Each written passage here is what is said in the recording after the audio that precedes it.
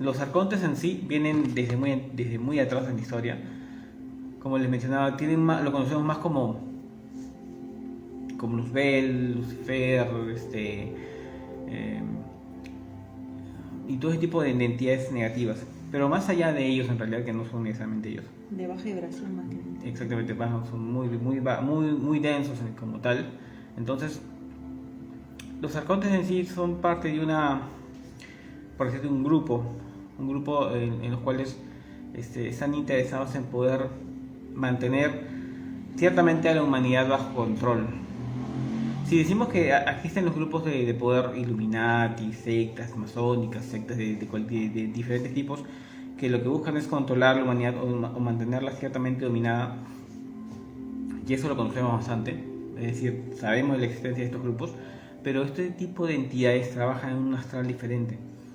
Estas entidades lo que hacen es manipulan a estos grupos de poder a favor de sus intereses.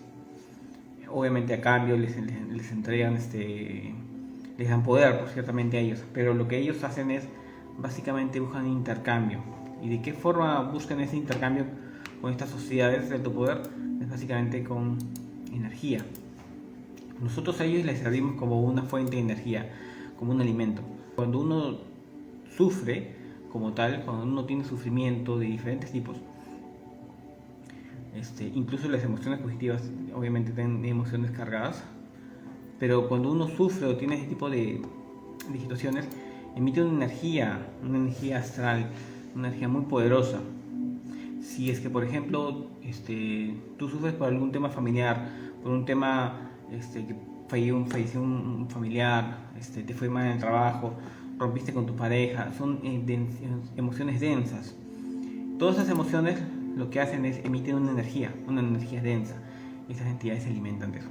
Sueños, en realidad, estas entidades están pululando muchas veces, o sea, se acopian de lugares o de personas en las cuales puedan dominar. Porque, como mencioné antes, lo que somos para ellos nosotros somos básicamente un alimento.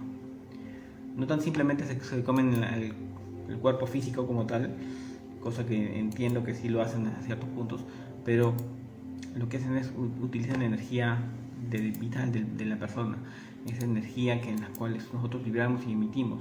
Entonces eso es lo que básicamente ellos se alimentan de esa energía y nos utilizan de esa forma, nos utilizan como una batería. ¿Quiénes son estas entidades? Son entidades muy antiguas, milenarias, en las cuales vienen de otros mundos, encadenados en este mundo actual para cumplir una penitencia, por decirlo así, ¿no?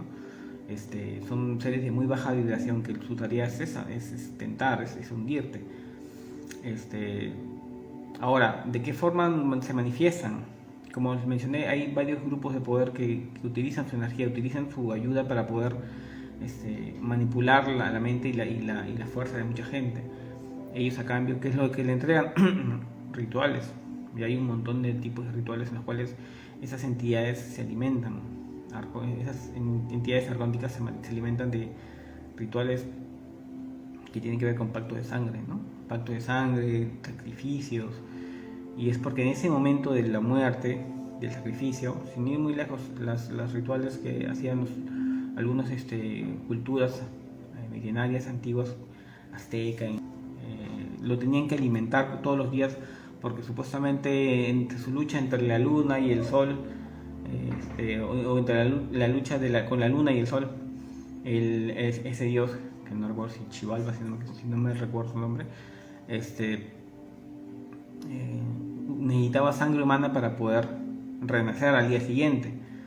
Y lo que hacía básicamente es entregar esa energía vital, esa energía espiritual, esa energía muy tensa, muy intensa, a este tipo de entidades que se alimentaban de ese sufrimiento humano.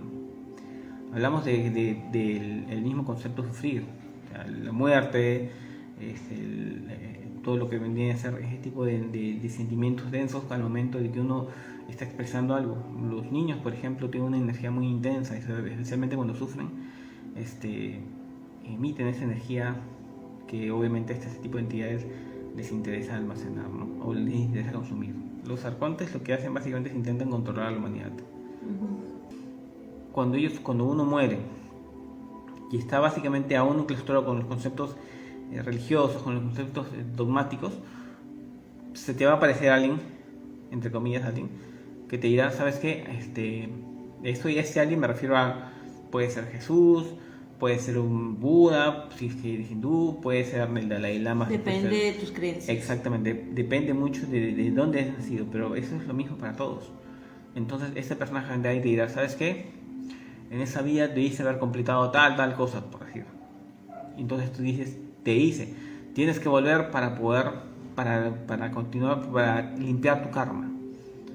¿Qué es lo que te están diciendo eso? Tienes que volver para continuar siendo un alimento de estas entidades en las cuales básicamente se van a ir contra todo tu proceso cultural para darte otra vez, regresarte a la vida y hacer que vuelvas a crecer todo el ciclo y ser un constante. Pero aquel ser que se te aparece no es realmente un ser iluminado.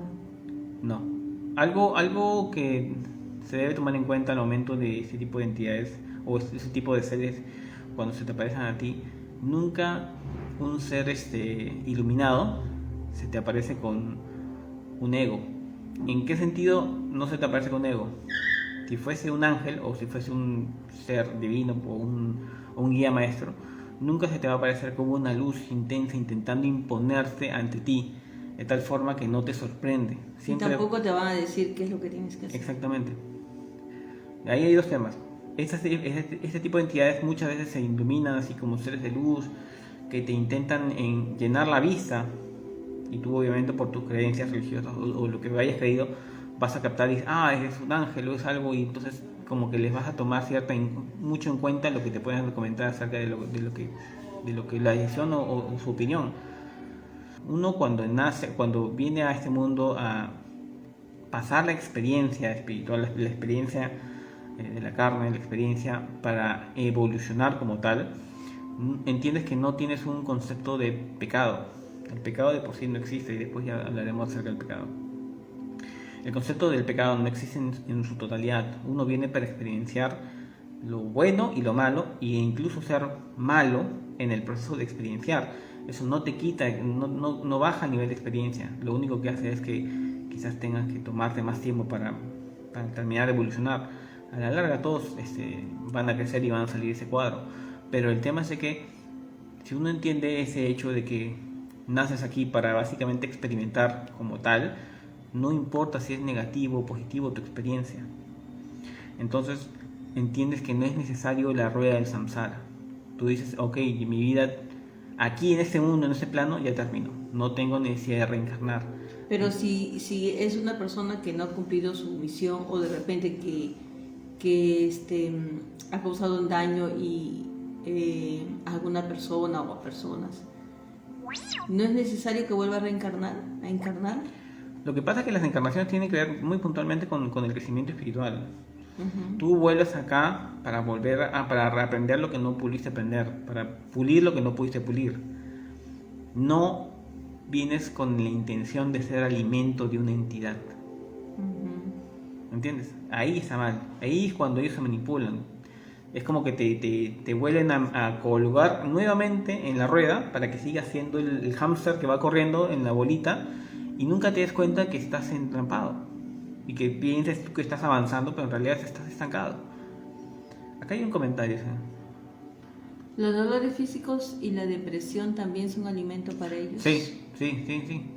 Muchas de estas entidades también son parásitos astrales. Estos parásitos astrales lo que hacen es se apegan a tu energía densa y finalmente te intentan cargar más. Te hace más complicado el hecho de poder salir adelante en cuanto al tema espiritual. Todo este tipo de entidades siempre van a buscar taparte los ojos en cuanto a la realidad, en cuanto a los mundos espirituales. Porque si tú estás despertando, ellos no quieren despiertos, ellos quieren dormidos. Mientras más dormido, ¿y cómo te duermen? Pues con la densidad del mundo, pues, ¿no? Con la televisión, programas, las noticias. El hecho mismo de vivir la vida dura, ¿no? La economía, que te falta plata, que no tienes esto, el COVID. O sea, te va metiendo miedos para que tú te desconectes de la espiritualidad y te concentres. Te conectes de ti mismo, ¿no? Exacto. Entonces de esa forma ellos se van el COVID de por sí se ha llevado a mucha gente, todo el mundo ya conoce eso. Pero más allá de eso, lo que ellos se alimentan de esa energía negativa, de ese miedo, de todo ese miedo acumulado. Por ejemplo, los lugares, los estadios, conciertos y todos estos lugares donde se acumula mucha energía, es un lugar, es un río de pescadores de ese tipo de entidades, porque básicamente hay un montón de emociones. Si bien es cierto, las emociones son positivas mientras sepas manejarlas, pero muchas veces con los conciertos o en estadios, por ejemplo. Los casinos. Por ejemplo, pero muy ejemplo el estadio. ¿Qué pasa cuando un equipo pierde? ¿No es cierto que se pelean entre bandas? ¿Qué cosa pasa ahí? Es una energía densa que está muy intensa y no es de una persona, son de cientos de personas. Entonces la cantidad de energía densa que hay es muy atractiva. Y obviamente estas entidades se pegan a ese tipo de personas. Por ejemplo, este tipo de entidades incitan al alcohol, incitan a la violencia, incitan al sexo descontrolado, incitan a todo ese tipo de bajas pasiones.